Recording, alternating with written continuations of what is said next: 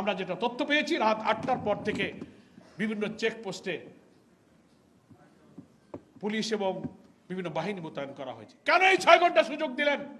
তাহলে তো জাতির একথা বিশ্বাস করার সুযোগ আছে যে গোয়েন্দাদের অভ্যন্তরে লুকিয়ে থাকা আধিপত্যবাদের দালালরা চেয়েছিল এই খুনিরা নিরাপদে পালিয়ে যাক।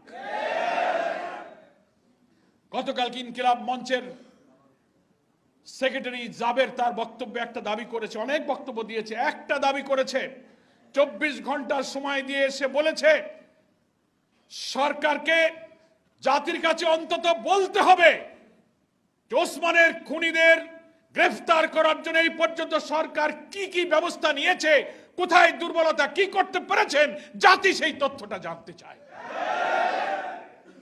আপনারা 24 ঘন্টা যেতে আর মাত্র কয়েক ঘন্টা সময় আছে।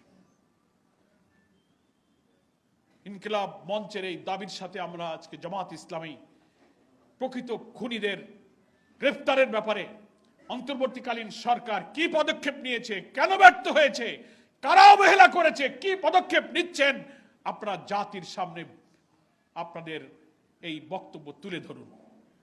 যদি তা না ধরেন তাহলে এই বিশ্বাসে জাতি করবে যারা ওসমানকে খুন করেছে, ওসমানের খুনিদের পালিয়ে যেতে